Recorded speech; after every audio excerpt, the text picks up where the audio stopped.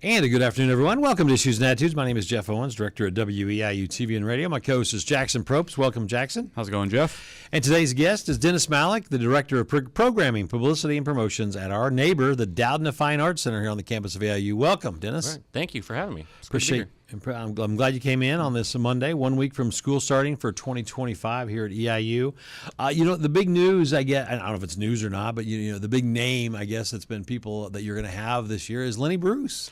Yes. We're going to do our first show of the year. It's going to be Saturday, August 30th. It's going to be the I'm Not a Comedian, I'm Lenny Bruce performance.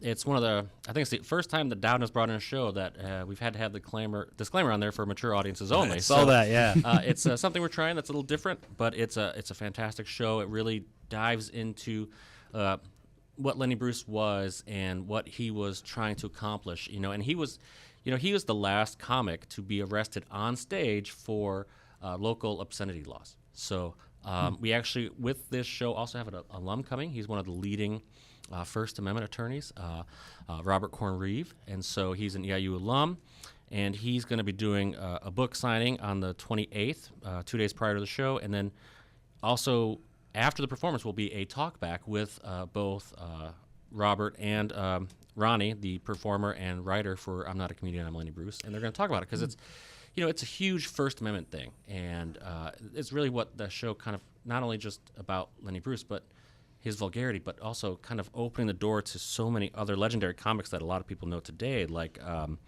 Bill Maher, Sarah Silverman, George Carlin. Like they all were able to do what they were able to do because Lenny Bruce Richard Pryor, Pryor. He opened the door. He broke ground that paved the way for these future comics. So when you were sitting around with your guys and gals in the committee over at Doudna, was there any trepidation at all, or did you kind of want it to because this is a different type of show? You said that with the mature audience and things like that.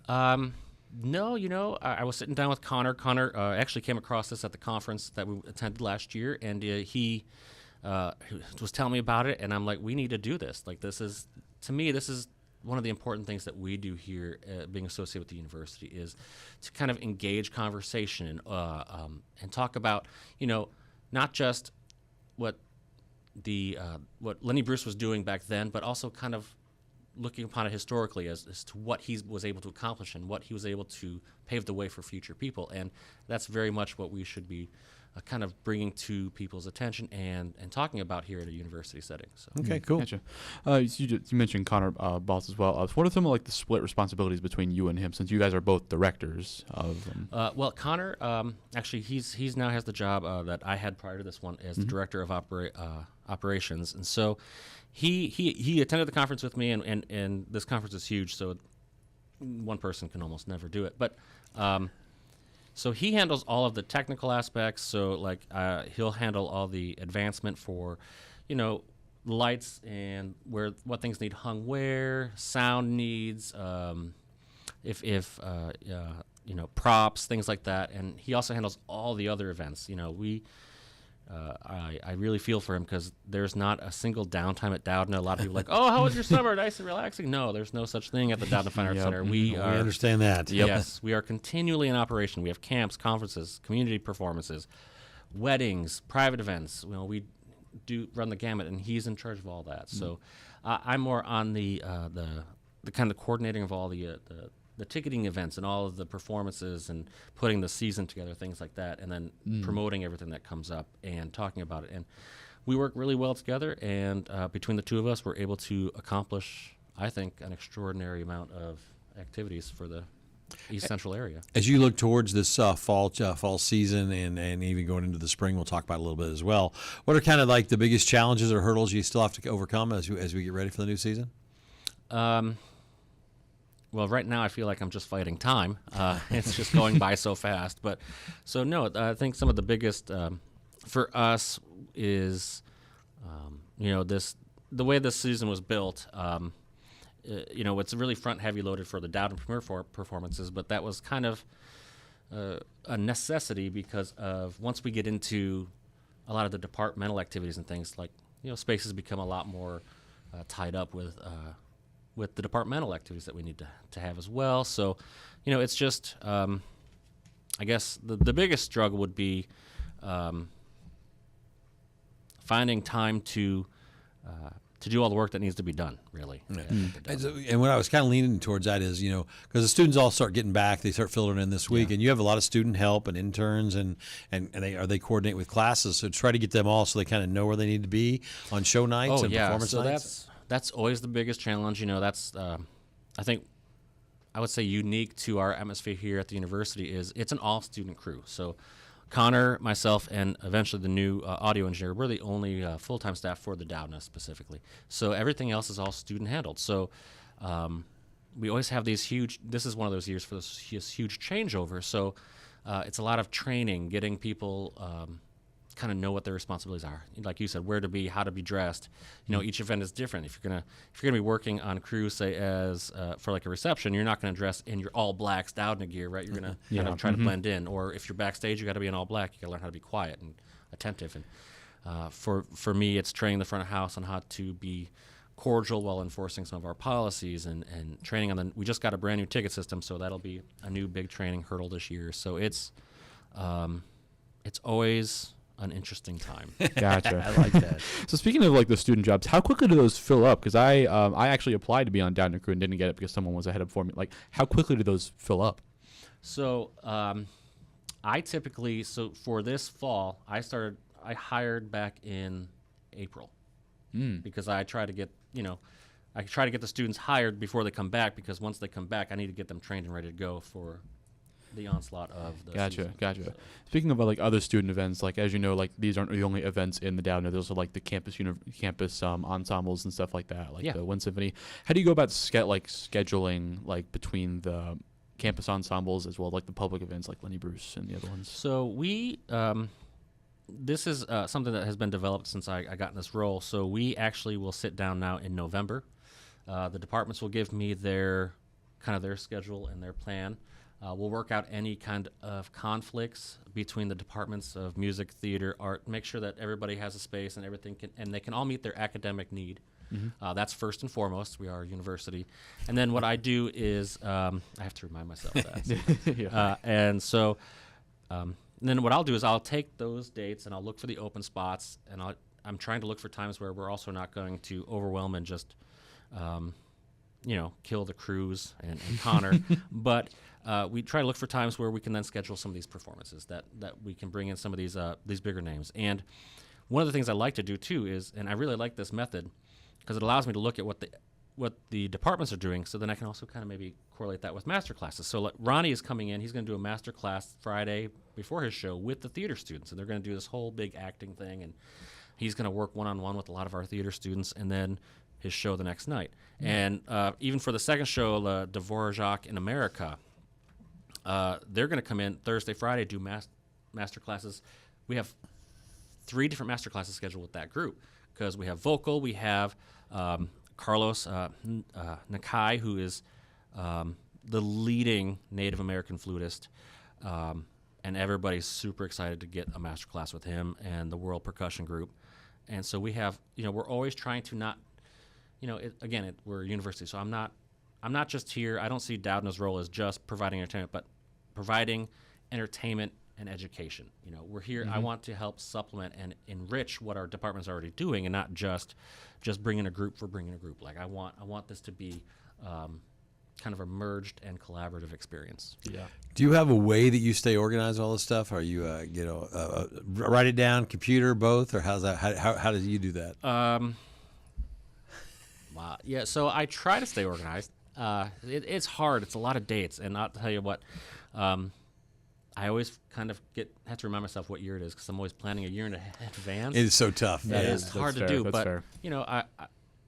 For my emails, like every event has its own little subfolder, and I just file those emails away so that I can kind of keep track in my brain. And then once we get into season, it's okay. What are the things I have coming up in 2 weeks? And that's what I'm going to focus on.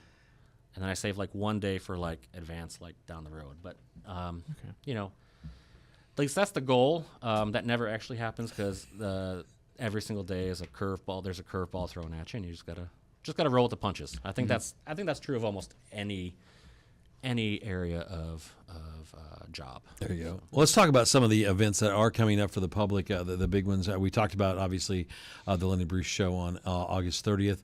On September 12th, and I was hoping it was going to be Dvorak, but it's not. So you said it was... So this is actually something that happens to us a lot. So guest artists will come in and say, "Oh, I like your Dvorak Hall," and we're like, "No, this is Dvorak. It's named after someone particular. Same spelling, different pronunciation." So this person, the agent, contacted me, and I thought, this sounds great. She mentioned, like I said, Carlos Nakai,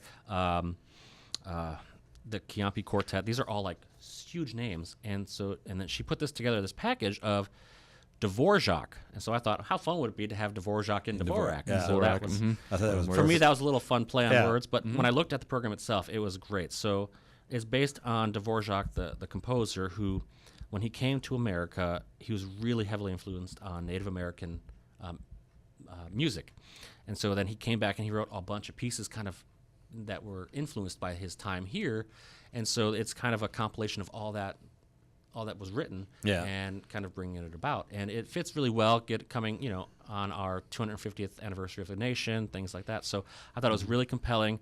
It offers a great educational component with these exceptional performers, and it really fits well. And it's Dvorak and Dvorak, and you can't help but have fun with the play on words. Fair point. So, That's so great. When I saw that, I'm like, that's awesome. On September 20th, Six Appeal. Six Appeal, yes. Play on words there again. Yeah, another play. I didn't come up with that one. I just have to remember to say it correctly when I'm announcing them from stage. Yes. But this is going to be another fun. This is another a cappella. So this is our second time kind of joining with the Aka Fest that is kind of run by the Charleston High School here. Julianne Sharp is organizing this, and she really wants to make a nice festival that for an area that never typically has one within this region. So a cappella, and so we are really kind of joining with them. I see a nice, strong educational community outreach kind of program with this, and so we're going to have a lot of high schoolers here, a lot of music students and a cappella students and choir students, and so it's going to be a full day of activities with master classes and educational things, and then it caps off that evening with Six Appeal, and we'll also be showcasing a couple of our festival people. I'm pretty sure that Maximum Forte will be performing that night as well, and maybe Blue Fusion from EIU. So we're going to showcase some of our own local talent, and then we're going to kick it off with this really world-renowned group, and they're going to be doing master classes with the high schoolers as well. So again, it's a lot of good outreach and community building. That is awesome. Also, September 25th will be the Coles County Clash that was just kind of announced today. We just found out here at WEIU, and so Ramin will videotape that for playback. But at least that's cool. Matthew and Charleston will have their clash that day. Yeah, and then a couple days before, they're going to do their Scholastic Clash at the Doudna, like they do every year. Yeah. So that'll be That's fun. so that's kind of cool. So all that stuff. Sean Booth will be coming to Eastern Illinois on 10/16 at Doudna. Talk about Sean.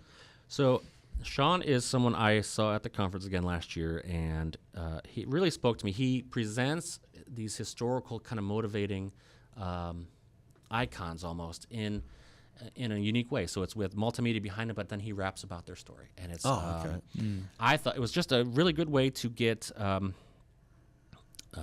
Like this is why we have the school showing, is I wanted to get like school students involved and kind of educate them and show them that you can kind of learn about these things in a really fun, unique, creative, and artistic way, as well as his big thing is kind of turning other people's, like these influential people like Malala Yousafzai, and he's got a couple of others there. I'm blanking on names, but like teaching about their story and what motivated them and the struggles that they overcame.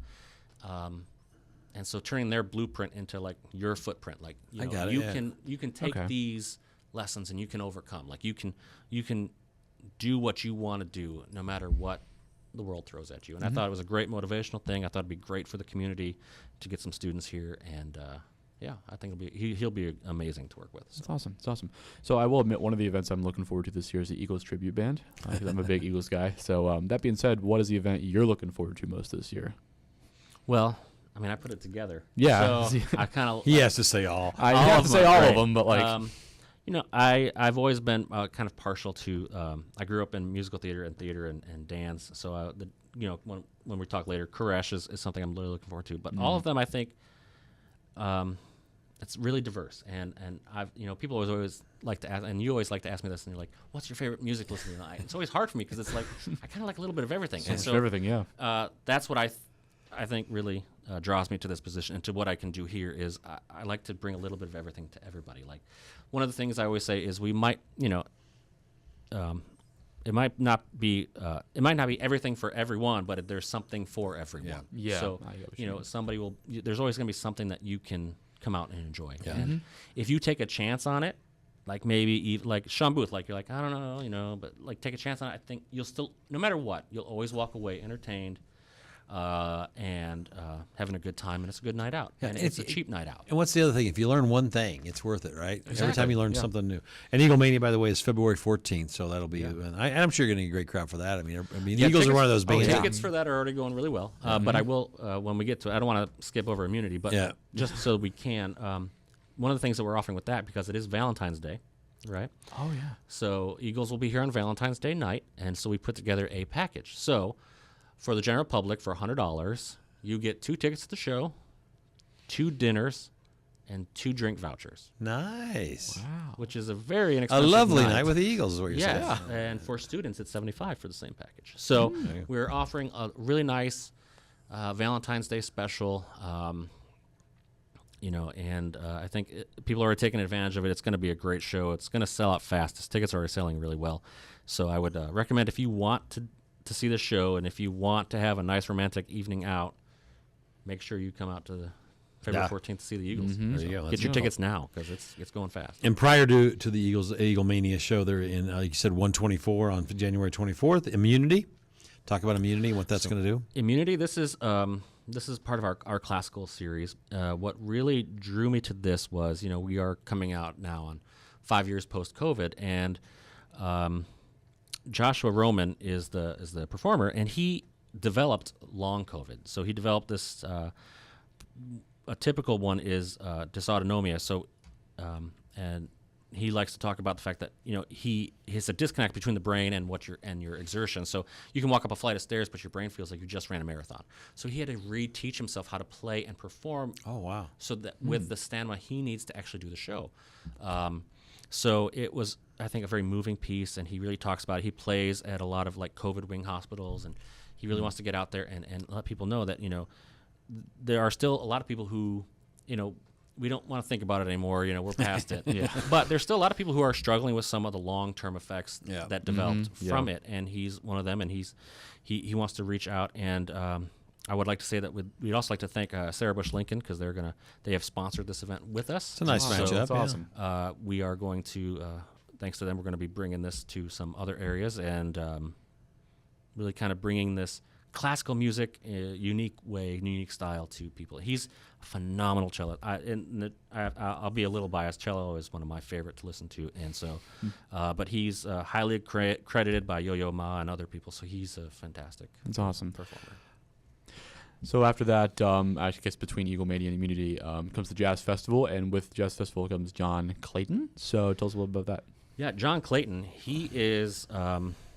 If you know jazz, you know John Clayton. And if you don't know jazz, what I will tell you is, maybe this might not hit so much with the students on campus, but you'll remember the big Whitney Houston Star Spangled Banner moment at the Super Bowl. Yep. That was composed by John Clayton. Oh, I did not know that. Right now. He's Probably the greatest one of all time, is what they say remember about either. Yeah, that is. And so he's an amazing performer. He's going to be here with us. He's going to perform with our students. He's going to have his own little mini show, and then he's going to stay for the next day like they all do for the festival on Saturday, and he's going to do a little mini show for the festival goers and do a little bit of outreach and masterclass. So, he's like, I would say, like the modern like godfather of jazz. Like he, especially for upright bass, he's the epitome of that genre. So Cool. the fact that we can bring him here is phenomenal. The fact that he gets to work with a lot of our local high schoolers the next day, and with our students on stage the night before at a performance, is Something cool. you just That's can't awesome. pass up. We're talking to Doudna Fine Arts Center Director of Programming, Publicity, and Promotions, Mr. Dennis Malak, today. And we're talking all things Doudna as we get ready for the fall season here at Doudna, as well as the classes start next week here at Eastern Illinois University. Other things that are happening, we got about 8 minutes left with you today, Dennis. I don't want to forget stuff. I know there's so many different ensembles and local EIU music. So anything else on the schedule that you want to tout today? I will say, just for a couple more highlights, we have our Bright Star the Musical also, which is highlighted in our booklet here, is going to be a really good one. We do have a school performance, but it's already over half sold out. So if you're a school and you want to come see the show for a good price, please. And big names have wrote Now. this one. Yeah, this is written by Steve Martin and Edie Brickell. There's not a lot of musicals with banjo, but this is one of them, and it's based on a true story. It's really, when it was on Broadway, it was really acclaimed. It's going to be a really fun show to go out and see. So Okay. it's a period piece around World War II. And then the last main premiere show I would say is our Koresh. This is Koresh Dance. They're doing a piece called Masquerade. The unique thing about this, and what really drew me and Connor, we both were really excited for this, is it's got live opera on stage with the dancers. Okay. So with this, we're going to do a dance master class for community dancers, EIU dancers, and then we're also going to do an opera master class with the vocalists. So, but it's something you don't see live Opera in here. Yeah. live mute performance with dance. Yeah. Right. So it's unique. It's going to be lots of fun and a great way to end our premiere season. Okay. So. Let's go back and just ask a question for some folks who don't understand.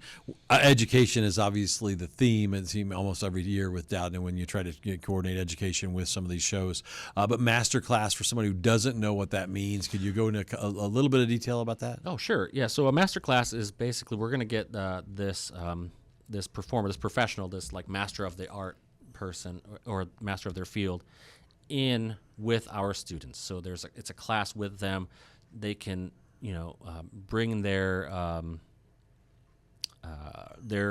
trade secrets. They can bring their skills. They can say, this is what I've learned since being in this trade, and they can pass it on to the students and kind of help give them that edge up maybe in their goal to break the next level after leaving here. So again, it's about not just bringing in these performances, which are phenomenal and great and fun and entertaining, but also making sure that it's enriching to our students as well. So the master class is really it's a class, and it's open to the public. It's not just for the students. If a public person was interested, we'd be more than happy to let them in, and they can take part of and learn from these professionals. And Are you still in the process, or when you're out there, trying to secure a schedule?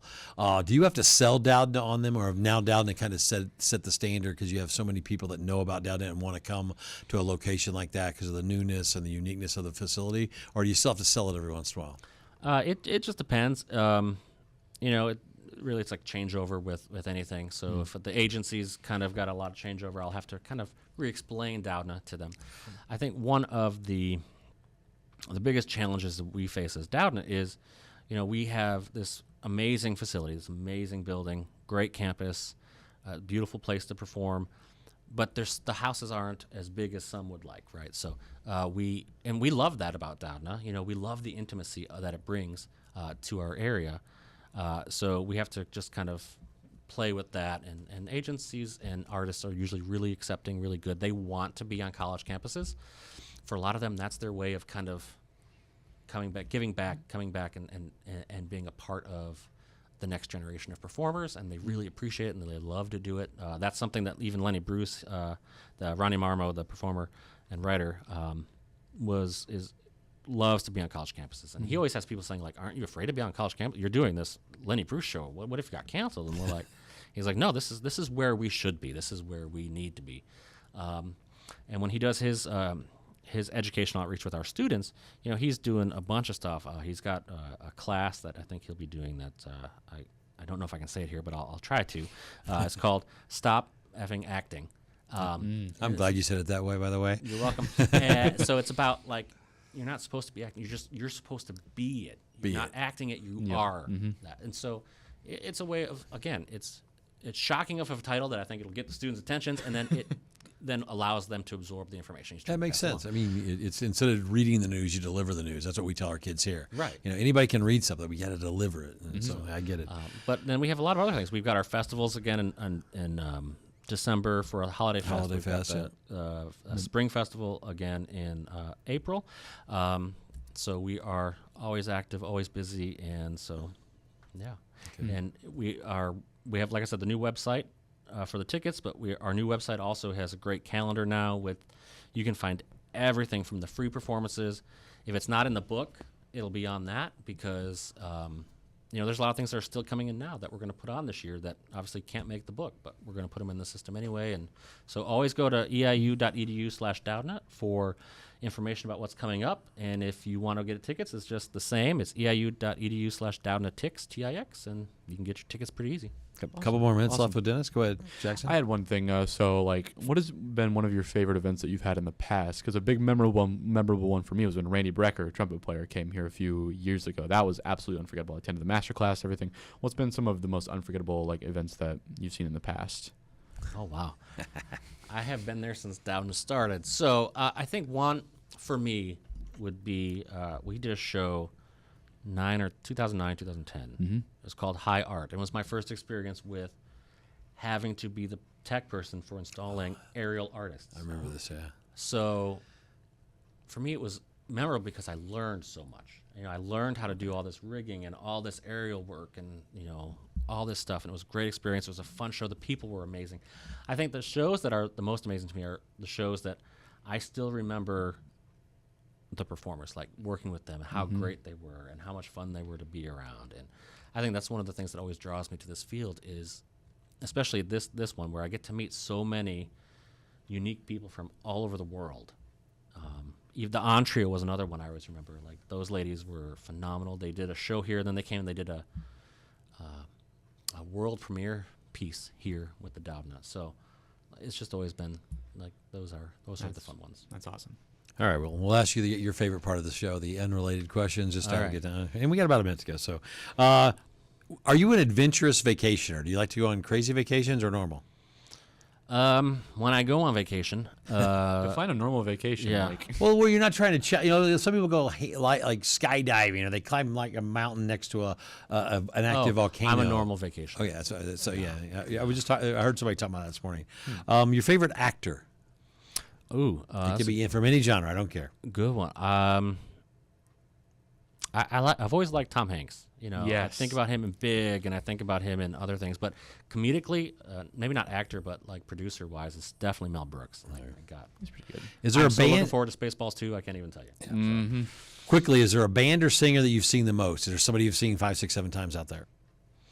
I see so many at work. I don't go to a lot of concerts privately. You host them all, so you get to see them free technically. So, no. Okay, I that's right. I can tell you the theater show. I always worked in theater, so I can tell you the musical I saw the most, and that was West Side Story. All right. Gotcha. Thanks, Dennis. Have a great day. All right. Thanks for having me. I appreciate it. We are WEIU.